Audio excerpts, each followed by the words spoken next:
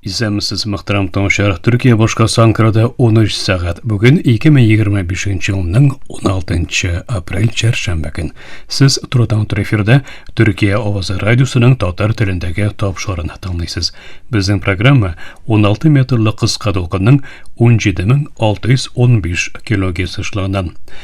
Түрксат 3А һәм Түрксат 4А яшьнәре белән 3 тапкыр w.trt.dinna.com интернет адресы аша һәм кесә телефоннарының TRT Dinna кушымтасыннан Voice of Turkey вот ис радио каналыннан тапшырыла.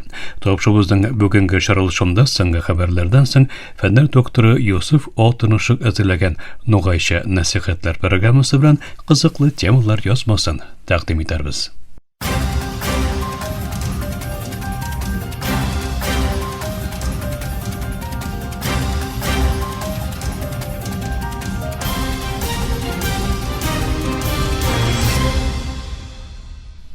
Түркия авазы дулкыннарында соңгы хәбәрләр.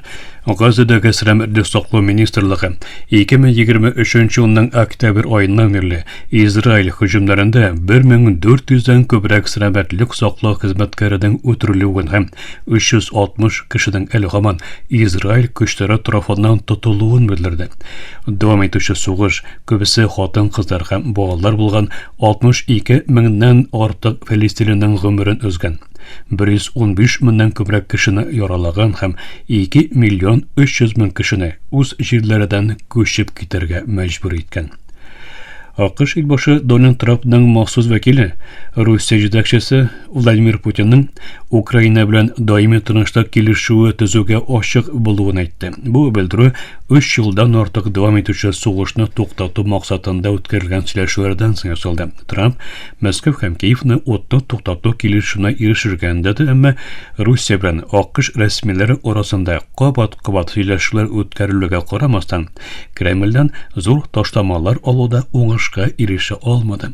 Җомга көнне Трампның махсус вәкиле Стив Уитков Санкт-Петербургта Путин белән очрашты. Бу җөмһүриятчылар җитәкчесе гыйнвар аенда яңадан Ак йортка кайткач үткәрелгән 3нче очрашу иде. Дүшәмбе көнне Fox News каналы аша эфирга чыккан әңгәмәдә Уитков тынычлык килешүенең формалашып килүен санавын һәм ике төп Путин киңәшчесе Юрий Ушаков һәм Кирилл Дмитриевның мөһим сөйләшүдә катнашуларын белдерде.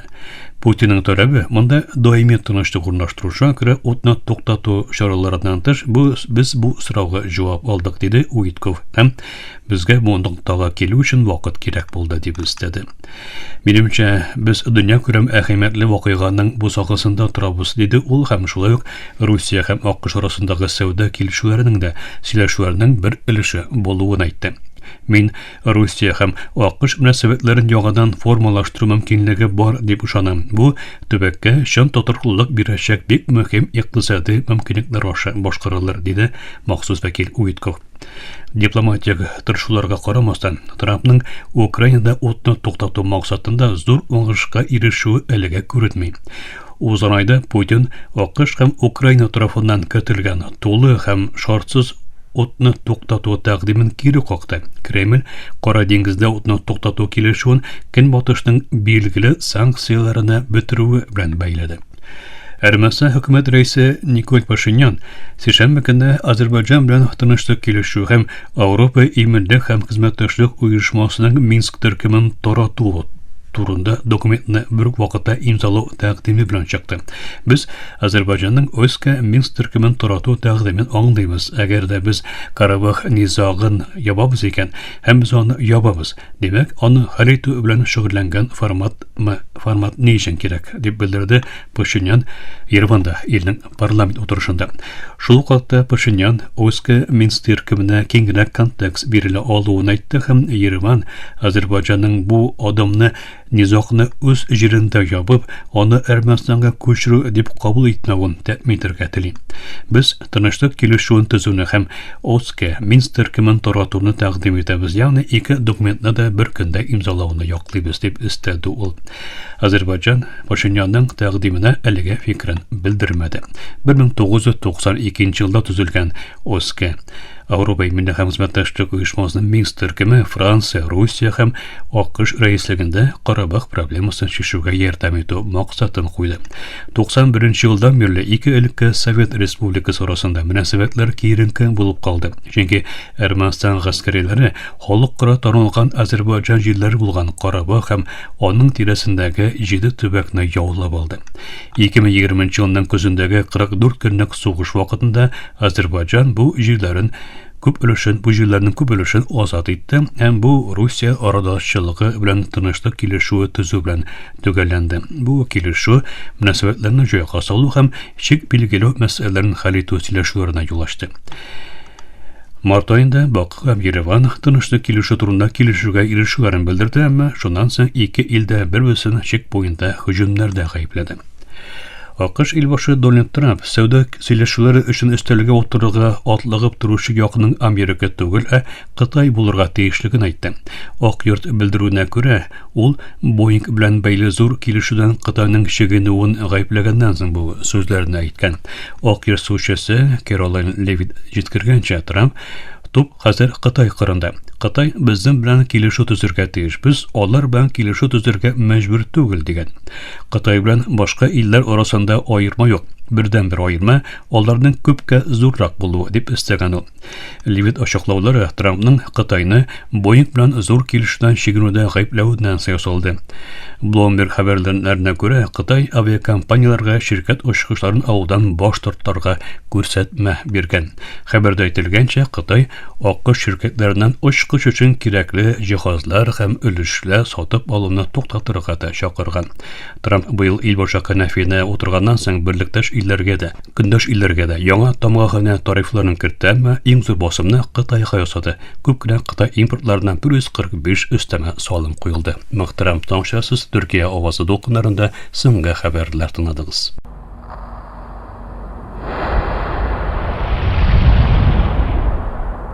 $66 миллион ел элек Эверест тау зурлыгында астероид бик зур тизлек белән галәмдә бара иде. Караңгылыкта бик тиз үтте һәм турыдан-туры җир шарына бәрелде. Бәрелү миллиардлаган атом бомбасының бер үк вакытта шартлауына тең зур энергия булып чыгарды. Ул шул кадәр җимергеч иде ки, планетадагы барлык төрләрнең 75%-ын, шул исәптән динозаврларны юкка чыгарды.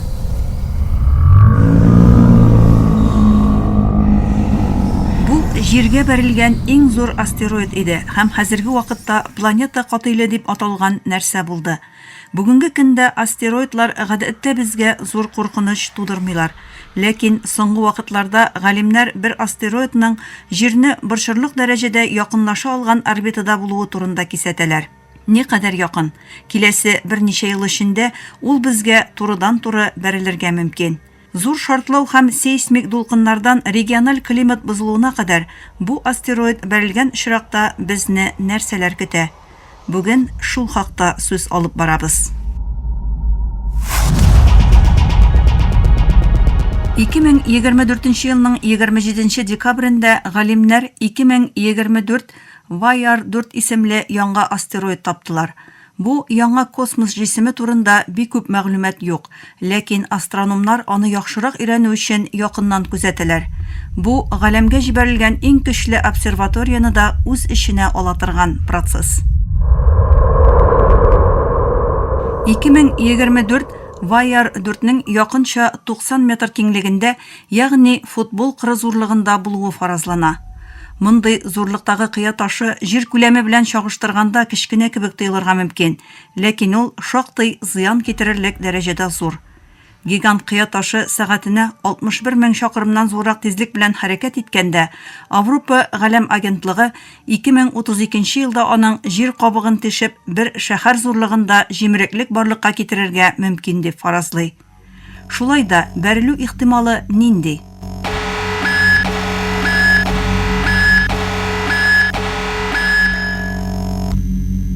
Бүгенге көндә НАСАның җир шарына якын җисемнәрне өйрәнү үзәге әйтүенчә, аның 7 ел эчендә планетабыз белән бәрелешү ихтималы 2,3%. Хәзер сез мөгаен шулай дип уйлыйсыз. 2,3% бу бик түбән ихтимал. Дөрес, бу бик түбән ихтимал, ләкин берничә атна элек бу мөмкинлек 1,3% иде. Нәкъ менә бу кинәт арту галимнәрне борчый.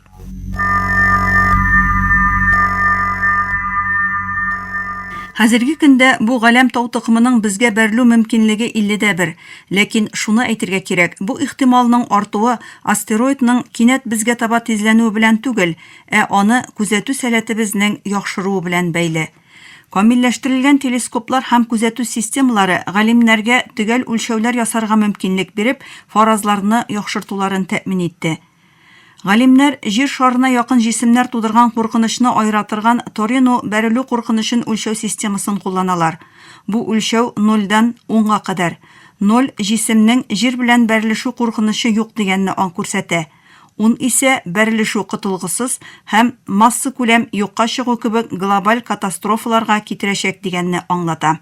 Хәзерге вакытта 2024 Ваяр 4 3-нче дәрәҗәдә.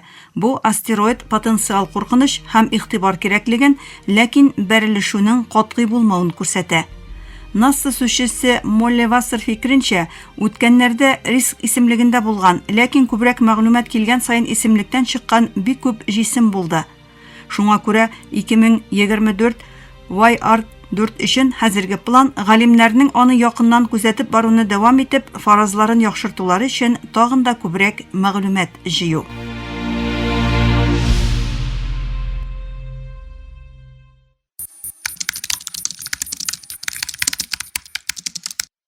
Һәр ел җир шарына якынча 3000 яңа җисем табыла, ләкин 2024 Ваяр 4 зурлыгында астероидларны табу авыррак, чөнки алар караңгы, кечерәк һәм телескоплар белән табу авыррак. Шуңа күрә иң катлаулы ысул галимнәрнең астероидларны күзәтер өчен вакыты шикләнгән, чөнки космик тау тукымнарын алар чагылдырган кояш нуры күләме белән генә тикшереп була. Космик җисемнәр кояш тирәсендә үз орбиталарында хәрәкәт иткәндә, аларга мөмкин кадәр тизрәк мәгълүмат җыярга кирәк. Астероид безнең якка таба килә башласа нишләргә?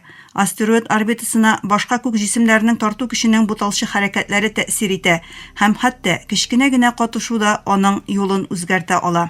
Монда НАСАның планета саклану эшчәнлекләре эшкә керешә.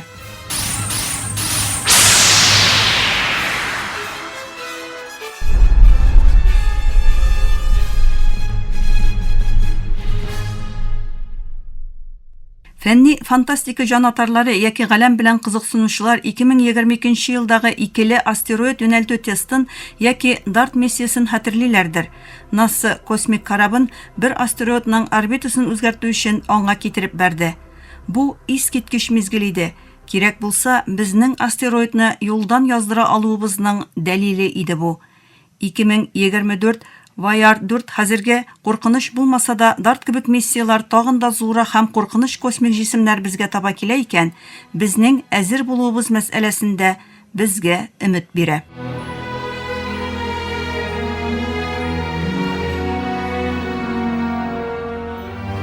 Төнге күккә карап, галәм киңлеге турында уйлаганда үзеңне кечкенә итеп хис итү җиңел.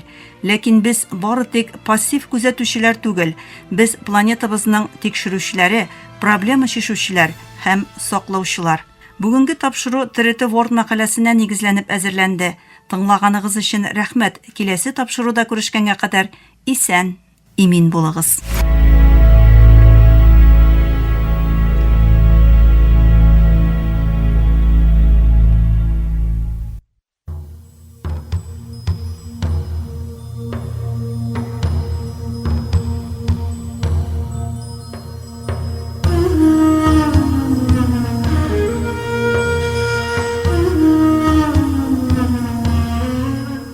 Ногайча нәсихәтләр.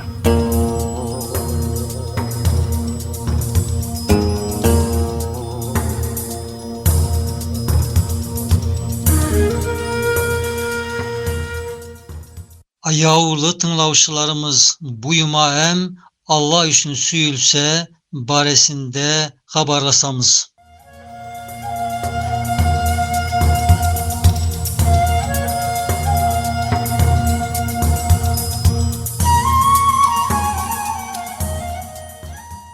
Сөю Алла үшін болса, ahiretteki paydaları neyken dep soralsa, bir alimdin nav soravga bergeni cevaplardın bir kesegi nav bolgan.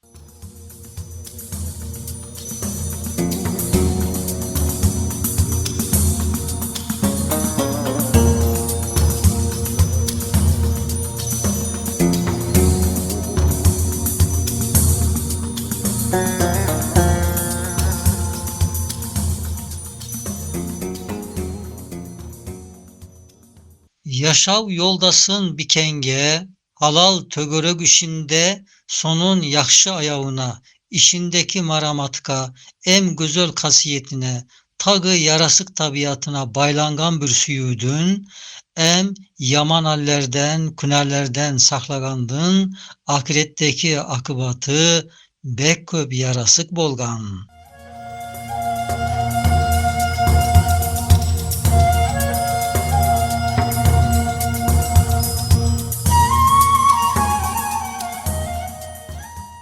Sonsuz Rahim Allah onu, sosu yaşav yoldasındı, hurilerden köp yakşı, suret em bezevmen, özüne bek tartuşu bir alminen yaratıp, so tertimlik yurtunda, ol abedi hayatta saga yoldas beriyek.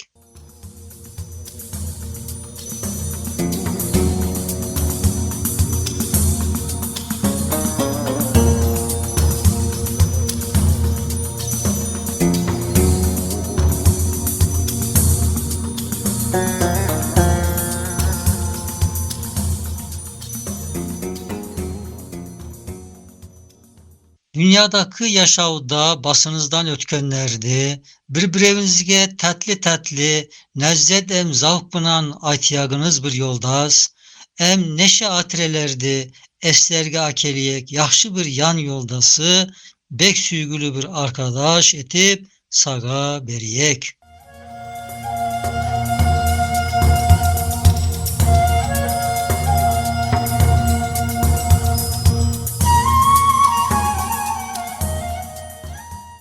Ene süytüp etiyegine Allah özü söz bergen. Elbet Kuday söz berse sözünden kaytu olmaz.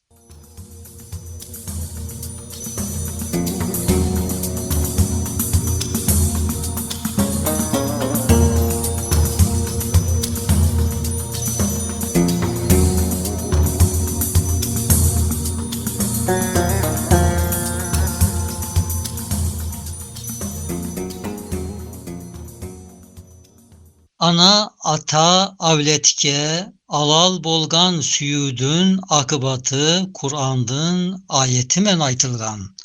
Her bir evinin makamları ayrı ayrı bolsa tagı, gene sosu tetimli ayaldı, taza kepte abarlasu şartlığıman, sosu yannetke tiisli bir yaşav kebimen, sonsuz bir hayatta barabarşa yaşatıp ihsan ikram etiyek.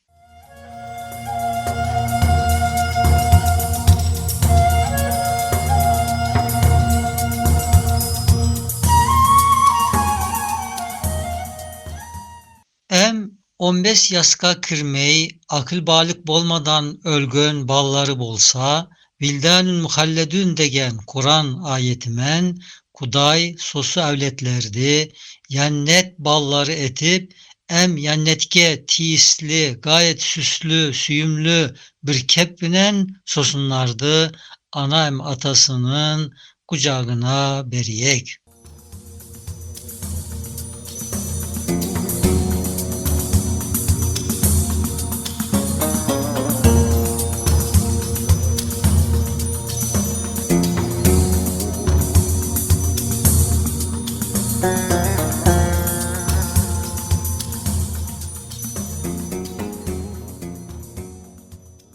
Analarman atalardın yüreklerini bilegen, ballarının süygüsünü yannette kayta berip özlerini süyündüriyek.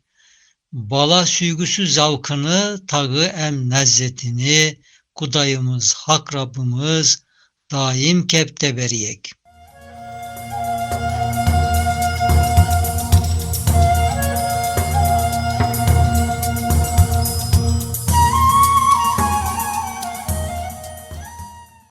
Niye dese sosu ballar, akıl balik olmastan 15 yaşından evvel mükellep olmay ölgönge, daim tatlı, süygülü, bala bolup kalyaklar. Dünyadaki lezzetli her bir zatın en arığı cennette tabılganga, bek köp tatlı bir nimet, ana atalık zavkı, balalarını süyüp sıpagandın lezzeti, cennet köbeği yeri bolmaganı sebepten, cennette bala süygüsü yok da bilinir edi, demek hakikat üçün al, mine nav aytılgan surette bir almen, sosu bala süygüsü, dünyadan taga yakşı, taga zavklı em tatlı, em yarasık kebimen ana ataga beriliyek.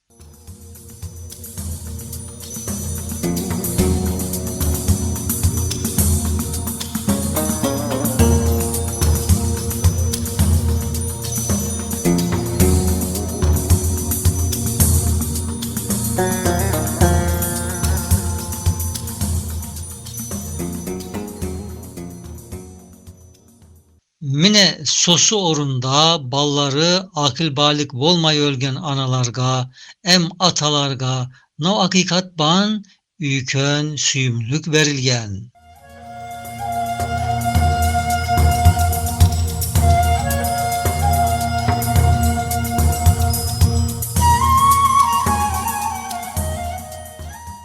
Dünyada salih dostga, arı iygi insanlarga, Allah'a tagat kılgan yaxşı dindar ademlerge, muhabbettin akıbatı, cennette ala sururin mütekabilin dep söylöngön, karşı karşıga kurulgan cennet koltuklarında oltıra berip, hoş, güzel, em tatlı bir kepte, dünyada baslarından ötken neşe allerdi, em dünyadan kalgan atirelerini birbirine ayta berip, tatlı vakit ötkörüyekleri bildirilgen.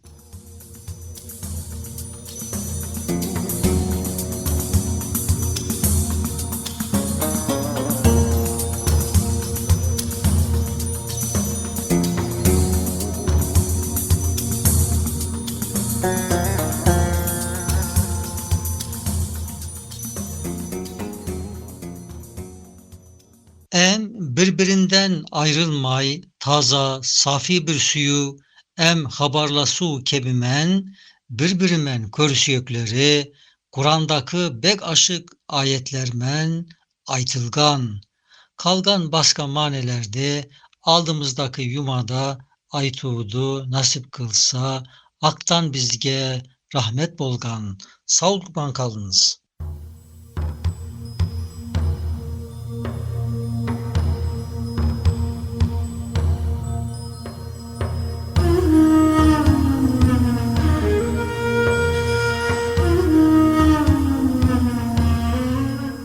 Nogayça nasihatler.